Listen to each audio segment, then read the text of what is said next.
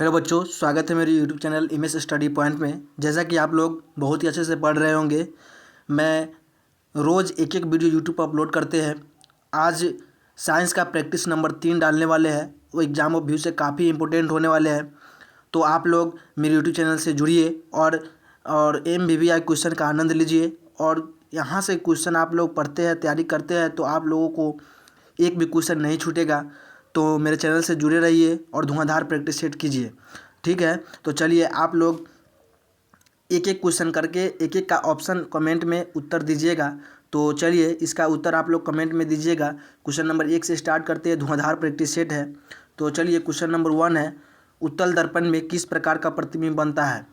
Option A है वास्तविक, option B है आभासी, ऑप्शन सी है वास्तविक तथा आभासी, ऑप्शन डी है इनमें से कोई नहीं। तो इसका सही उत्तर क्या होगा? तो इसका सही उत्तर जो होगा, आभासी प्रतिबिंब बनता है। उत्तल दर्पण में एक प्रतिबिंब आभासी बनता है। चलिए बताइए, वास्तविक प्रतिबिंब का यूज कहाँ किया जाता है? तो सिनेमा, वास्तविक प्रतिबिंब का जो उपयोग होता है, सिनेमा हॉल के पर्दे पर जो दिखाने वाला प्रतिबिंब बनता है वो वास्तविक प्रतिबिंब होता है। क्या होता है? सिनेमा हॉल पर जो प्रतिबिंब, जो पर्दा दिखाया जाता है, वह वास्तविक प्रतिबिंब से बनता है, ठीक है। तो इसका सही उत्तर क्या होगा? आभासी। तो चलिए क्वेश्चन नंबर 2 देखते हैं। क्वेश्चन नंबर 2 है, मानव नेत्र जिस भाग पर प्रतिबिंब बनाते हैं वह क्या है? Option A cornea, option B परितारिका, ऑप्शन सी पुतली, ऑप्शन डी दृष्टिपटल। तो इसका सही उत्तर क्या होगा? तो इसका सही उत्तर जो होगा ऑप्शन डी। क्या होगा इसका सही उत्तर? ऑप्शन डी होगा। कर्निया क्या होता है? आँख का कौन सा भाग होता है? तो कर्निया जो होता है, आँखों का वह पारदर्शी भाग होता है जिस पर बाहर का प्रकाश पड़ता है। क्या होता है? कर्निया आँखों का वह पारदर्शी भाग होता है जिस पर आँखों के बाहर प्रकाश पड़ता है, ठीक है। तो चलिए क्या हो, अब परितारिका क्या होता है? परितारिका जो होता है पुतली की साइज को नियंत्रित करता है। क्या करता है? परितारिका जो होता है वह जो होता है पुतली की साइज को नियंत्रित करता है, ठीक है। पुतली क्या होता है, ठीक है। तो पुतली जो होता है, आइरिस के पीछे एक छेद होता है। क्या होता है? आइरिस के पीछे एक छेद होता है जिसे पुतली या क्या कहते हैं, नेत्र का तारा कहते हैं। क्या कहते हैं?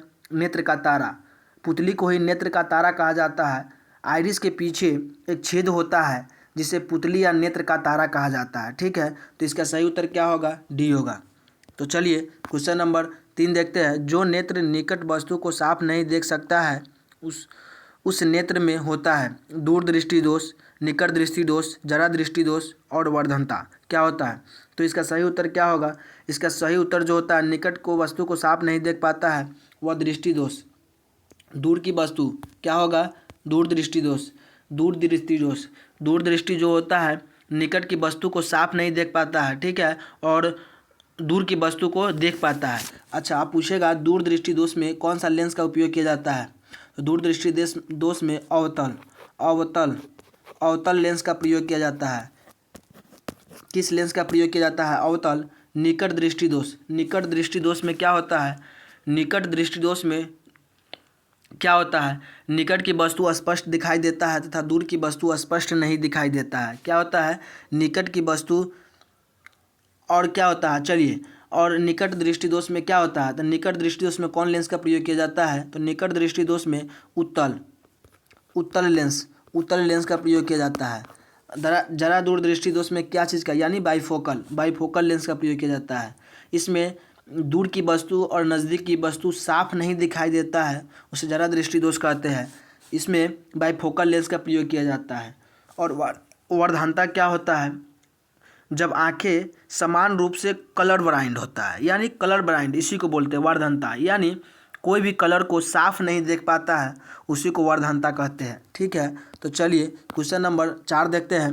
टिंडल प्रभाव प्रकाश की कौन सी परिघटना को प्रदर्शित करता है? टिंडल प्रभाव प्रकाश की कौन सी परिघटना को प्रदर्शित करता है? ऑप्शन ए है प्रकाश का परावर्तन, ऑप्शन बी है प्रकाश का अपवर्तन, ऑप्शन सी है प्रकाश का विक्षेपण और ऑप्शन डी है प्रकाश का प्रकीर्णन। क्या होगा? तो इसका सही उत्तर जो होगा प्रकाश का प्रकीर्णन होगा। क्या होगा?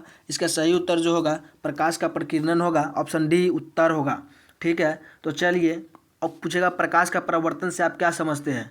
तो प्रकाश का परावर्तन वो होता है, प्रकाश के सतह से टकराकर वापस लौटने की क्रिया को प्रकाश का परावर्तन कहते हैं। क्या कहते हैं? प्रकाश के सतह से टकराकर वापस लौटने की क्रिया को प्रकाश का परावर्तन कहते हैं। ठीक है। प्रकाश का अपवर्तन क्या होता है? प्रकाश का अपवर्तन क्या होता है? तो प्रकाश का अपवर्तन उसे कहते हैं, देखिए, तो एक माध्यम से दूसरे माध्यम में पहुंचने वाली तरंग की गति एक ही दिशा में परिवर्तित हो जाती है, उसे प्रकाश का अपवर्तन कहते हैं। क्या कहते हैं? एक माध्यम से दूसरे माध्यम में पहुंचने वाली तरंग की गति एक दिशा में परिवर्तित हो जाती है, उसे हम प्रकाश का अपवर्तन कहते हैं। ठीक है। और पूछेगा प्रकाश का वर्ण विक्षेपण क्या होता है? तो प्रकाश जो होता है अनेक विभिन्न टुकड़ों में बढ़ जाने की क्रिया को हम प्रकाश का विक्षेपण कहते हैं या प्रकाश का वर्ण विक्षेपण कहते हैं। ठीक है। तो चलिए क्वेश्चन नंबर 5 देखते हैं। क्वेश्चन नंबर 5 है, आमीटर को विद्युत परिपथ में कैसे जोड़ा जाता है? आमीटर को विद्युत परिपथ में कैसे जोड़ा जाता है? श्रेणी क्रम में, समांतर क्रम में, ए और बी दोनों में, इनमें से कोई नहीं। तो इसका सही उत्तर जो होगा आमीटर को श्रेणी क्रम में जोड़ा जाता है। ठीक है। तो चलिए क्वेश्चन नंबर 6 देखते हैं। विद्युत मोटर प्रवर्तित करता है। ऑप्शन ए है यांत्रिक ऊर्जा को विद्युत ऊर्जा में, ऑप्शन बी है रासायनिक ऊर्जा को विद्युत ऊर्जा में, ऑप्शन सी है विद्युत ऊर्जा को रासायनिक ऊर्जा में, ऑप्शन डी है विद्युत ऊर्जा को यांत्रिक ऊर्जा में। तो इसका सही उत्तर क्या होगा? इसका सही उत्तर जो होगा विद्युत ऊर्जा को यांत्रिक ऊर्जा में बदलता है। विद्युत ऊर्जा को यांत्रिक ऊर्जा में बदलता है। तो इसका राइट उत्तर डी होगा। तो चलिए यांत्रिक ऊर्जा को विद्युत ऊर्जा में कौन बदलता है? तो विद्युत मोटर जो होता है, विद्युत मोटर जो होता है यांत्रिक ऊर्जा को विद्युत ऊर्जा में बदलता है। और रासायनिक ऊर्जा को विद्युत ऊर्जा में कौन बदलता है? तो रासायनिक ऊर्जा को विद्युत ऊर्जा में जो होता है बैटरी बदलता है। क्या कौन बदलता है? बैटरी बदलता है। ठीक है। तो चलिए क्वेश्चन नंबर 7 देखते हैं। विद्युत जनित्र में यांत्रिक ऊर्जा को किस ऊर्जा में परिवर्तित किया जाता है? ऑप्शन ए है प्रकाश ऊर्जा में, ऑप्शन बी है स्थितिज ऊर्जा में, ऑप्शन सी है विद्युत ऊर्जा में, ऑप्शन डी है गतिज ऊर्जा में। तो इसका राइट उत्तर क्या होगा? तो इसका सही उत्तर क्या होगा? आप लोग कमेंट में भी इसका उत्तर दीजिएगा और लास्ट में हमें कमेंट करके बताइएगा ज़रूर कि हमने कितना क्वेश्चन 24 में हमने कितना क्वेश्चन सही किया है। ठीक है। तो इसका सही उत्तर जो होगा इस विद्युत ऊर्जा होगा। क्या होगा? विद्युत ऊर्जा, राइट सी होगा। और पूछेगा प्रकाश ऊर्जा क्या होता है? प्रकाश ऊर्जा एक प्रकार के गतिज ऊर्जा होता है। क्या होता है? एक प्रकार का गतिज ऊर्जा होता है। गतिज ऊर्जा का फॉर्मूला क्या होता है? तो हाफ mv² होता है। क्या होता है? Half mv²। ठीक है, हाफ mv²। ठीक है। तो चलिए क्वेश्चन नंबर 8 देखते हैं। क्वेश्चन नंबर 8 है, जल विद्युत संयंत्र किस ऊर्जा को विद्युत ऊर्जा में रूपांतरित करता है? जल विद्युत संयंत्र किस ऊर्जा को विद्युत ऊर्जा में रूपांतरित करता है? ऑप्शन ए है तापीय ऊर्जा, ऑप्शन बी है नाभिकीय ऊर्जा, ऑप्शन सी है सौर ऊर्जा और ऑप्शन डी है स्थितिज ऊर्जा। तो इसका उत्तर क्या होगा? तो इसका उत्तर जो होगा सी, सौर ऊर्जा होगा।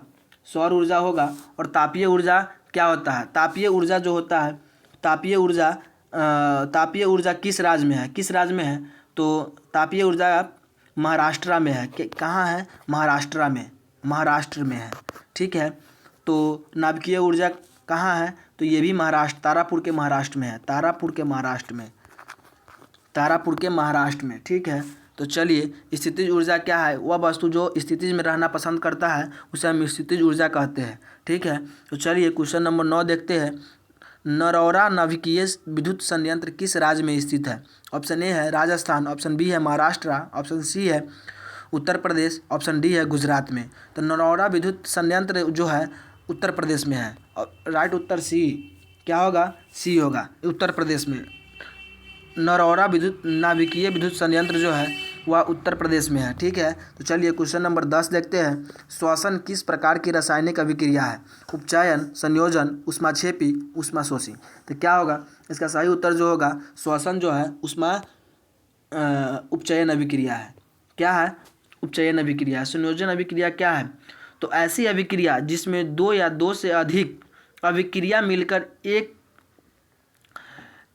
एकल उत्पाद करता है, क्या करता है, एकल संयोजन का उत्पाद करता है, उसे संयोजन अभिक्रिया कहते हैं। ऐसी अभिक्रिया जिसमें दो या दो से अधिक अभिक्रिया मिलकर एकल उत्पाद का निर्माण करता है उसे हम संयोजन अभिक्रिया कहते हैं। ऊष्माक्षेपी, ऊष्माक्षेपी क्या होता है, ऐसी अभिक्रिया जो ऊष्मा को मतलब त्याग करता है उसे ऊष्मा से क्षेपी कहते हैं। ऊष्माशेषी क्या होता है, वैसी अभिक्रिया जो ऊष्मा को ग्रहण करता है उसे हम ऊष्माक्षेपी अभिक्रिया कहते हैं। ठीक है, तो इसका राइट उत्तर क्या हो जाएगा, ऑप्शन ए उपचयन अभिक्रिया।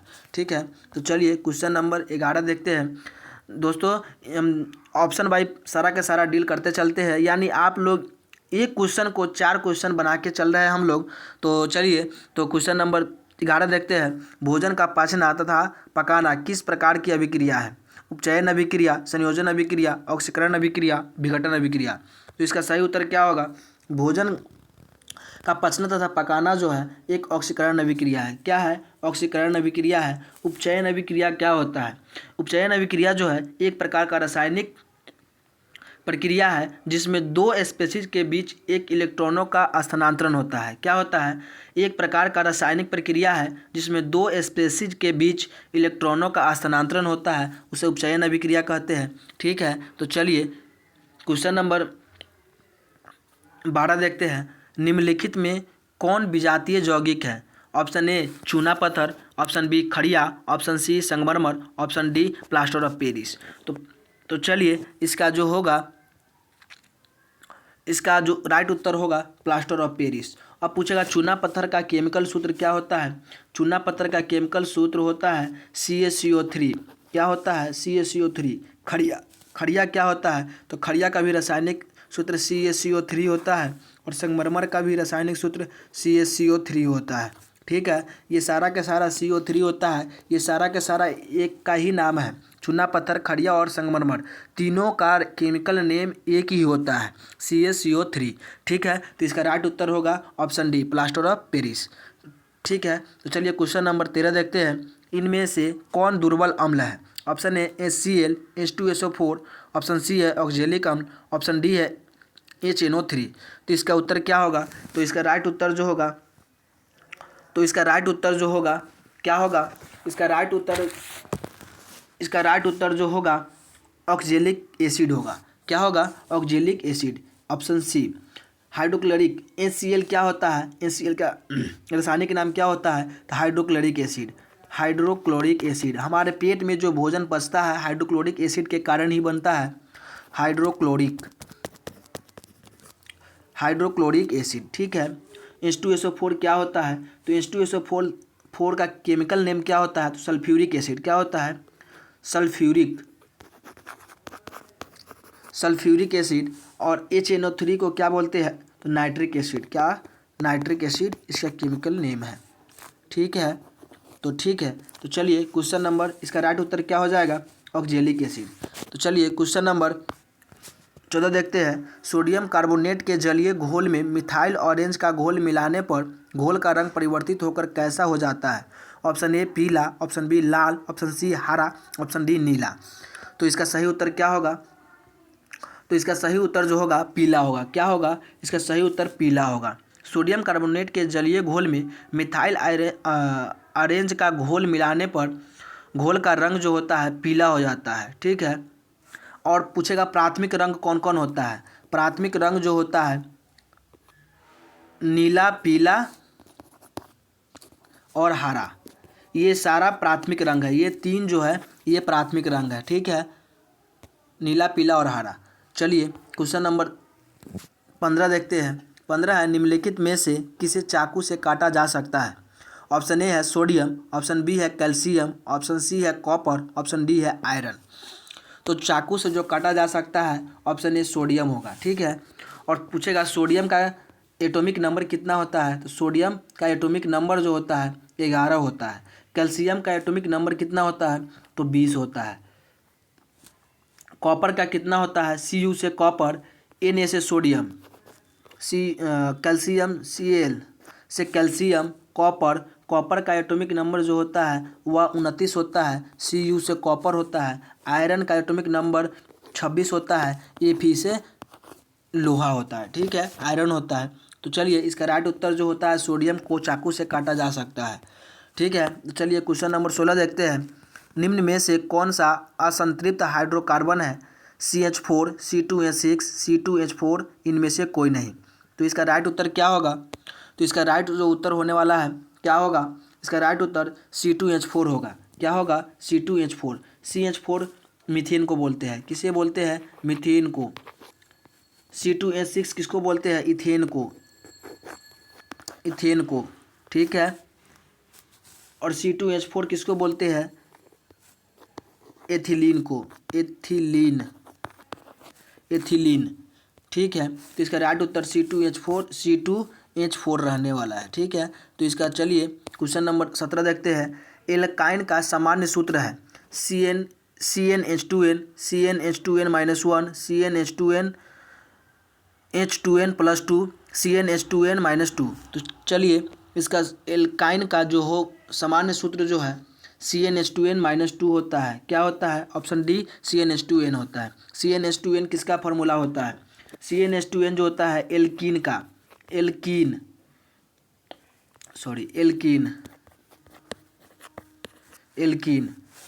CnH2n- इथेन का, क्या चीज़ का? इथेन का, ठीक है। तो चलिए क्वेश्चन नंबर 18 देखते हैं। कवक में पोषण की कौन सी विधि है? स्वपोषण, मृतजीवी, संभोजी, इनमें से कोई नहीं। तो इसका राइट उत्तर जो रहने वाला है वह मृतजीवी। कवक जो होता है मृतजीवी होता है। क्या होता है? कवक जो होता है मृतजीवी होता है। ऑप्शन बी राइट उत्तर। चलिए संभोजी क्या होता है? जो जीव अपना भोजन ठोस के रूप में ग्रहण करता है। जो जीव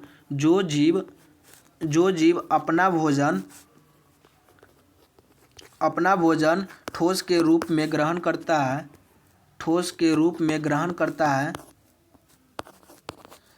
करता है, उसे हम संभोजी कहते हैं, ठीक है। तो इसका राइट उत्तर क्या रहने वाला है? Option B मृतजीवी।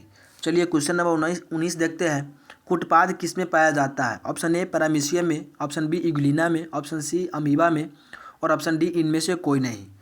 तो कुटपाद जो होता है अमीबा में पाया जाता है। किस में पाया जाता है? तो अमीबा में पाया जाता है। Option C. पैरामीशियम क्या होता है? पैरामीशियम जो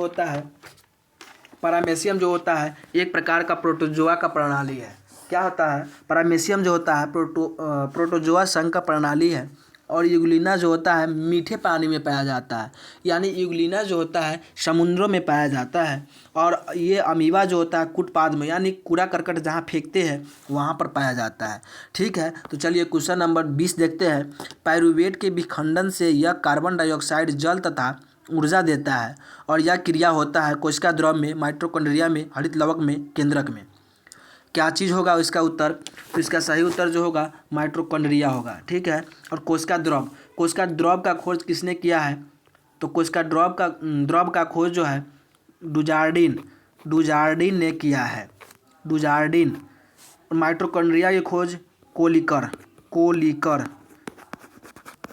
कोलिकर ने 1857 में किया है। कब किया है? 1857 में। और केंद्रक की खोज किसने किया है? तो रॉबर्ट ब्राउन ने कोशिका का खोज 1831 में किया है, ठीक है। तो इसका राइट उत्तर माइटोकॉन्ड्रिया होगा। और माइटोकॉन्ड्रिया को कोशिका का पावर हाउस यानी बिजली घर कहा जाता है, ठीक है। तो चलिए क्वेश्चन नंबर 21 देखते हैं। पाइरूवेट अथवा घेगा होता है चीनी की कमी से, आयोडीन की कमी से, रक्त की कमी से और मोटापा से। पाइरूवेट अथवा घेगा रोग जो होता है आयोडीन की कमी से होता है। ऑप्शन बी राइट उत्तर। चीनी की कमी से, यानी चीनी के हमारे शरीर में चीनी बढ़ जाने से डायबिटीज़ रोग होता है, जिससे हम गांव देहात में क्या बोलते हैं, शुगर की बीमारी हो गया है, ठीक है। रक्त की कमी से जो होता है हमारे शरीर का जो होता है त्वचा शरीर ग्रोथ नहीं करता है, त्वचा झुरझुरापन हो जाता है, खाद खुजली वगैरह सब हो जाता है रक्त की कमी से। और मोटापा क्या होता है? मोटापा होने से हमारे शरीर में फैट बढ़ जाती है, यानी वसा अत्यधिक मात्रा में बढ़ जाती है, ठीक है। तो चलिए इसका राइट उत्तर आयोडीन की कमी से घेगा रोग होती है। तो चलिए क्वेश्चन नंबर हम 22 देखते हैं। इंसुलिन की कमी से होता है घेगा रोग, बोनापन रोग, मधुमेह रोग, इनमें से कोई नहीं। तो इंसुलिन किसको बोलते हैं? इंसुलिन जो होता है इसी का नाम जो होता है डायबिटीज़, यानी डायबिटीज शुगर पेशेंट को इंसुलिन मधुमेह हो जाती है। ठीक है, जब मधुमेह बढ़ जाती है तो तुरंत ठीक होने के लिए इंसुलिन का इंजेक्शन लगाया जाता है। ठीक है, तो इसका राइट उत्तर जो होगा सी होगा। घेगा रोग आयोडीन की कमी से होता है और पिट्यूटरी ग्रंथि का ग्रोथ न होने के कारण बोनापन रोग होता है। ठीक है, तो चलिए क्वेश्चन नंबर 23 देखते हैं। द्विखंडन होता है अमीबा में, पैरामेसिया में, लिस्मेनिया में, इनमें से सभी में। क्या होगा इसका उत्तर? तो इसका सही उत्तर जो होगा अमीबा में। द्विखंडन जो होता है अमीबा में होता है। किस में होता है? तो अमीबा में होता है। पैरामेसियम एक प्रकार का प्रोटोजोआ संघ प्रणाली है। ठीक है, लिस्मेनिया क्या होता है? चलिए, लिस्मेनिया आप लोग बहुत ही देर से इंतज़ार कर रहे होंगे कि लिस्मेनिया क्या होता है। तो लिस्मेनिया के बारे में आपको हम बताते हैं क्या होता है। तो लिस्मेनिया जो होता है एक प्रकार का रोग होता है जो परजीवी के कारण होता है।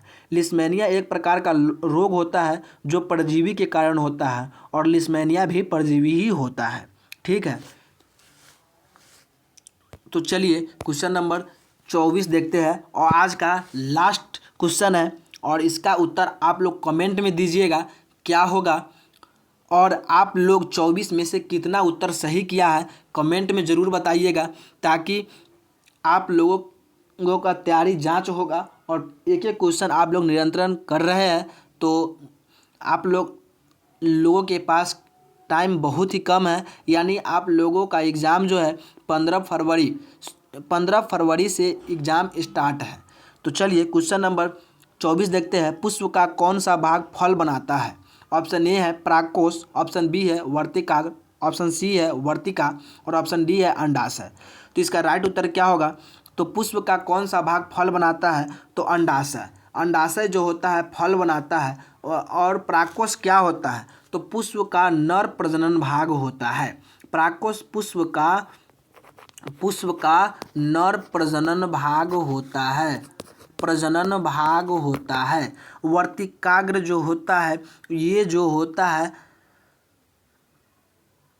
और वर्तिका क्या होता है? स्त्रीकेसर के शीर्ष की चिपचिपा सतह भाग होता है। क्या होता है? वर्तिका जो होता है स्त्रीकेसर यानी फूल में जो स्त्रीकेसर के शीर्ष पर जो होता है यानी फूल का ऊपरी वाला भाग का चिपचिपा सतह होती है जो किसी भी तरल पदार्थ को अपनी ओर आकर्षित कर कर वहाँ से अपना भोजन ग्रहण कर लेता है, उसी को हम बोलते हैं। ठीक है, तो आज का क्वेश्चन यहीं तक एंड होता है। आप लोगों का प्रैक्टिस सेट बहुत ही धुआंधार चला है। आप लोग निरंतरण पूरा वीडियो देखिएगा और अच्छा लगेगा तो मेरे चैनल को सब्सक्राइब और कमेंट कर दीजिएगा और साथ में बेल आइकन को प्रेस करना नहीं भूलिएगा। तो चलिए, यहाँ तक आप लोग बहुत ही मज़े से किए होंगे और आप लोग 24 में से कितना उत्तर सही किए हैं आप लोग कमेंट में ज़रूर बताइए। और आप लोगों ने 24 में से 20 क्वेश्चन का उत्तर सही दिए होंगे तो आप लोगों का तैयारी बहुत ही अच्छे होंगे, क्योंकि ये साइंस में जहाँ से हम करवा रहे हैं साइंस में यहाँ से बाहर नहीं आएगा। मुझ पर विश्वास कीजिए और अपने तैयारी को आजमाइए। ठीक है, तो चलिए यहीं तक। आपके मेरे तरफ से आप सभी को जय हिंद, जय भारत।